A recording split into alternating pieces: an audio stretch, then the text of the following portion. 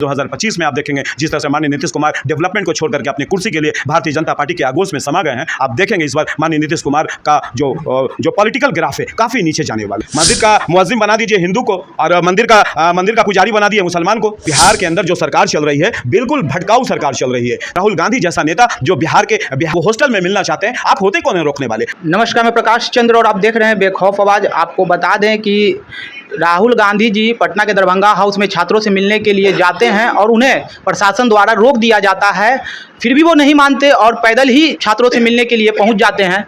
क्या लगता है सर, इस प्रकार से जो देश के इतने बड़े नेता राहुल गांधी जी आते हैं उनको रोक दिया जाता है, ये तो सरासर अन्याय हो रहा है छात्रों के साथ। क्या कहना चाहेंगे? देखिए, सबसे पहले सर आगे बढ़ने से पहले आप अपना परिचय हमारे एक बार दर्शकों को दे दें। हम आपके जुबानी आपका परिचय सुनना चाहते हैं। मेरा नाम मोहम्मद शहजाद हुआ, मैं आरजेडी का नेता हूं।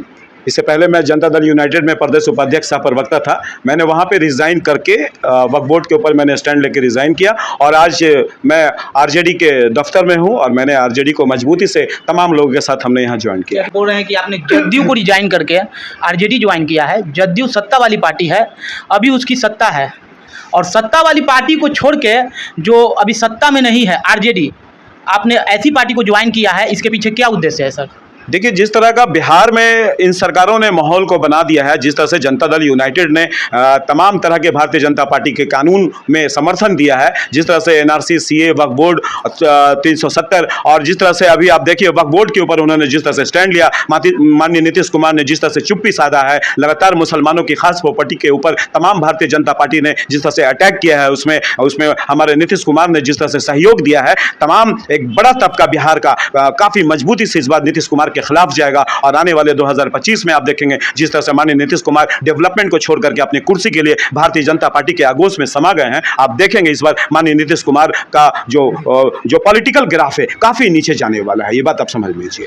एक वक्फ बोर्ड का समर्थन कर देना, वक्फ बोर्ड नियम का समर्थन कर देना लोकसभा में, उससे क्या लगता है कि मतलब जो ग्राफ है 2025 में उनका नीचे चला जाएगा? अब वक्फ बोर्ड को कोई मजाक समझ रहे हैं? तमाम हिंदुस्तान के अंदर में एक बड़ी आबादी मुसलमानों की जिसकी खास प्रॉपर्टी पे अटैक किया गया और इससे सिर्फ मुसलमान आक्रोशित नहीं है, तमाम हिंदुस्तान के युवा और तमाम सेकुलर लोग आक्रोशित हैं। ये बात आप समझ लीजिए। आप किसी के खास प्रॉपर्टी पे अटैक करते हैं और उनके प्रॉपर्टी को छीनने की कोशिश करते हैं और आप उसमें कहते हैं कि एक वक्फ बोर्ड के ऊपर क्या सरकारें गिर जाएगी। की बात आप कर रहे हैं तो आपको बता दें, इससे पहले बीजेपी के नेता अमित शाह जी ने कहा था कि वक्फ बोर्ड छीनने का प्रयास नहीं किया जा रहा है, उसमें बदलाव जो कि समय समय पर होते रहा है, वही बदलाव की मांग हो रही है, तो उसमें जदयू ने समर्थन किया था। बदलाव कर दीजिए ना, मंदिर के अंदर में सारे मुसलमानों को बैठा दीजिए, मंदिर के अंदर में, चर्च में मुसलमानों को बैठा दीजिए, उसी तरह से मस्जिद में सारे हिंदुओं को बैठा दीजिए, मस्जिद का मुअज्जिम बना दीजिए हिंदू को और मंदिर का पुजारी बना दिए मुसलमान को।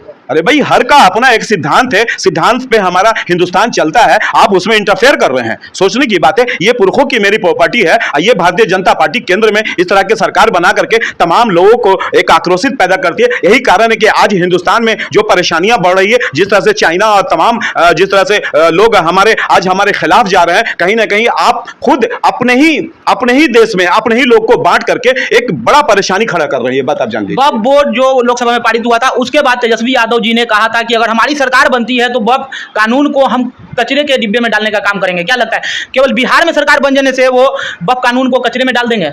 सबसे पहले ये बात आप जान लीजिए, अभी आप 2-4 दिन पहले की बात आप समझ लीजिए कि हमारे देश के सेना की शहादत हुई, बिहार के लोगों की शहादत हुई, हमारे सेना की शहादत हुई और जब वो एयरपोर्ट पे जब उनके पार्थिव शरीर को लाया गया तो तमाम बिहार की सरकार ने, बिहार का एक भी मंत्री वहां पे श्रद्धांजलि देने नहीं पहुंचा। और ये विजय सिन्हा जो डिप्टी सीएम, बिहार के डिप्टी सीएम है, एक मामूली नेता नहीं, बिहार का डिप्टी सीएम, वो कहते हैं कि मुझे इसका खबर नहीं था, मुझे इसका इंफॉर्मेशन नहीं था, अगर मुझे भी ले जाना था, तमाम लोगों को ले जाना था तो हमारे तेजस्वी यादव को इंफॉर्मेशन करना चाहिए। ताज्जुब है जो बिहार की सरकार चलाता है, बिहार में उनकी मजबूती से सरकार अपने आप को रखते हैं और उन्हें पता नहीं है कि एक शहादत दिया हुआ एक शहीद का यहाँ पे समझिए कि पार्थिव शरीर आ रहा है, उसमें ये लोग शामिल नहीं होते हैं। ये बात आप समझ लीजिए। तो जिस तरह से बिहार को ये लोग बिहार के अंदर सरकार चला रहे हैं, एक तमाम बिहार की जनता मजबूती से देख रही है और इस बार आप देखेंगे 2025 में ये बिहार की सरकार बदलने जा रही है मजबूती से। तेजस्वी यादव को इस बार बिहार का युवा, बिहार के तमाम लोग मजबूती से उनके हाथ में इस बागडोर को देंगे और आप देखेंगे बिहार एक अलग उन्नति जाएगा, एक अलग उन्नति के राह पे चलेगा और आप देखेंगे काफी डेवलपमेंट इस बार बिहार का होगा। ये तमाम सरकारें चलाने वाले जो सिर्फ यहाँ पे सांप्रदायिकता की बातें करते हैं, कुर्सी की बातें करते हैं, अब तमाम जनता को इन सरकारों से अब जरूरत नहीं है। एक ऐसी सरकार बिहार में चाहिए जो बिहार को बेहतर कर सके।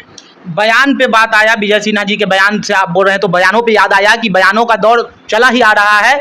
कुछ ही दिनों पहले आपने सुना होगा कि जिस प्रकार से कर्नल सोफिया कुरैशी ने पाकिस्तान के 9 आतंकी ठिकानों को ध्वस्त किया था, तो उस पे एक बीजेपी के मंत्री का, जो मध्य प्रदेश के रहने वाले हैं, विजय शाह जी का इस तरह का बयान, जो कि कर्नल सोफिया कुरैशी अपनी जान पे खेल के 9 आतंकी ठिकानों को ध्वस्त करती है, उनके लिए इस तरह का बयान क्या कहना चाहेंगे? देखिए, बड़ी शर्मनाक बयान है। भारतीय जनता पार्टी इसमें माहिर है शर्मनाक बयान देने में, ये बात आप समझ लीजिए। तमाम केंद्र के अंदर में भारतीय जनता पार्टी के ऐसे ऐसे नेता हैं जो लगातार तमाम हिंदुस्तान को विवाद में रखना चाहते हैं, ये बात आप समझ लीजिए। जब ये भारतीय जनता पार्टी हमारे सेना के खिलाफ बोल सकती है, हमारे सेना के खिलाफ इस तरह की भाषा का उपयोग कर सकती है, एक कर्नल सोफिया कुरैशी जिन्होंने जिस तरह से पहलगाम अटैक के बाद तमाम पाकिस्तान के अंदर में घुस के तमाम आतंकवादियों का सफाया किया और तमाम पाकिस्तान के अंदर में उन अड्डों का निष्ठ नाबूद किया, अपनी जान का भी उन्होंने फिक्र नहीं किया। इसलिए कि जब कोई युद्ध में जाता है तो वो बचेंगे या नहीं बचेंगे ये कहना मुश्किल होता है, लेकिन जिस तरह से सोफिया कुरैशी ने तमाम पाकिस्तान के अड्डों का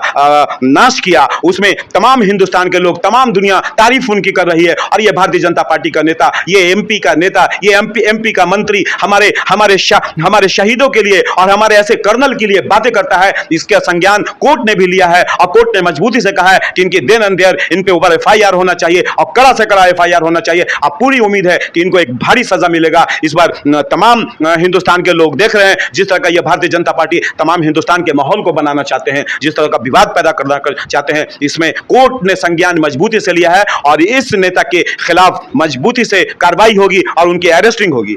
आप देख सकते हैं कि हम किस प्रकार से अपने पॉइंट से भटक चुके हैं। हमने शुरू किया था राहुल गांधी जी से, उनको रोक दिया जाता है बिहार में छात्रों से मिलने से, क्या कहिएगा? देखिए, मैंने आपको बताया कि बिहार के अंदर जो सरकार चल रही है बिल्कुल भटकाऊ सरकार चल रही है। तमाम ऐसे लोगों को रोका जाता है जो तमाम जनता के बीच में जाते हैं, तमाम जनता के बीच में जाना चाहते हैं। राहुल गांधी जैसा नेता जो बिहार के लोगों से मिलने के आ रहा है, बिहार के अति पिछड़ों से मिलने आ रहा है, आदिवासी से मिलने आ रहा है, वो हॉस्टल में मिलना चाहते हैं। आप होते कौन है रोकने वाले? सवाल ये, सबको आज़ादी है, एक पूरा फ्रीडम है कि अगर कोई सेकुलर आदमी है, कोई नेता है तो अपने लोगों से बात विवाद कर सकता है। आप उसमें ऑब्जेक्शन लगाते हैं, आप रोक लगाते हैं, कहीं ना कहीं आपके साथ परेशानी खड़ी हो रही है। इसलिए आप तमाम वैसे नेताओं से लोगों को मिलने नहीं देना चाहते हैं जिससे आपकी बहुत सारी राज़ें खुल सकती हैं। 2025 चुनावी साल कहा जा रहा है, 2025 में ही बिहार में विधानसभा का चुनाव होना है। क्या लगता है, आप पटना साहिब से बिलोंग करते हैं, पटना साहिब से नंदकिशोर यादव जी बहुत सालों से, जो कि बीजेपी के मंत्री भी हैं, वो जीतते आ रहे हैं, क्या लगता है इस बार क्या होने वाला है? नंदकिशोर यादव भी नहीं, तमाम भारतीय जनता पार्टी और जनता दल यूनाइटेड बिहार में स्थिति उनकी अब खराब होने जा रही है। जिस तरह से लगातार बिहार का उन्होंने बंटाधार किया है और तमाम केंद्र सरकार ने जिस तरह से तमाम हिंदुस्तान का बंटाधार किया है, जिस तरह से तमाम हिंदुस्तान को उलझा करके रखा है, ये बात आप समझ लीजिए। जनता को दंगा फसाद नहीं चाहिए, जनता को हिंदुस्तान में रोजगार चाहिए, जनता को हिंदुस्तान का डेवलपमेंट चाहिए, जनता को बिहार को आगे बढ़ाना है, बिहार में रोजगार पैदा करना है, प्लान रोकना है। ये बात आप समझ लीजिए, तमाम युवाओं को रोजगार मिलना चाहिए और ये भारतीय जनता पार्टी के नेता रोजगार से काफी दूर हैं। ये सिर्फ जात की राजनीति, धर्म की राजनीति करके तमाम एक वोट पोलराइज करना चाहते हैं और इलेक्शन जीतना चाहते हैं। तो इस बार तमाम जगहों से सरकार बदलने वाली है और जिस तरह से नंदकिशोर यादव जी लगातार यहाँ पे पटना साहिब से वो जीत रहे हैं, ये बात आप समझ लीजिए। आज पटना को कहां रहना चाहिए था, जो 30 साल पहले पटना को हो जाना चाहिए था, आज वो काम शुरू हुआ है। तो आप समझ लीजिए कि यहाँ की सरकार बदलनी चाहिए और एक बेहतर युवा और एक बेहतर नेता इस बार आएगा जो पटना को मजबूती से बदलेगा। आप देख सकते हैं कि अभी हमारे साथ पटना सिटी के आलमगंज इलाके के पठान टोली के रहने वाले मोहम्मद शहजाद जी जुड़े थे और उन्होंने अभी जदयू छोड़ आरजेडी ज्वाइन किया है और दावा किया है कि 2025 में आरजेडी की सरकार बनेगी। खैर, सरकार किसकी बनेगी वो तो जनता तय करेगी। आप बने रहे हमारे साथ और देखते रहे बेखौफ आवाज़। धन्यवाद।